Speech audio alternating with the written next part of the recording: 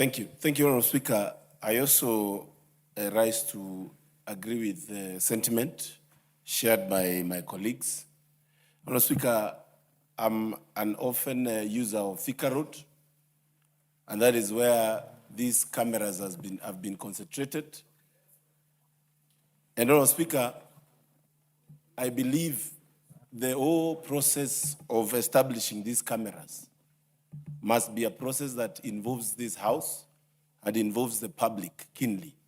Because, Honourable Speaker, one day while I was coming from up country, around 8 p.m., I found cars slowing down seriously, below 50 kilometers per hour, Honourable Speaker. And I was actually wondering what is going on. Only for my driver to receive a message the next day to pay 10,000 Kenya shillings, Honourable Speaker. And I would say that we need to agree that technology is the way to go when it comes to enforcement of our laws.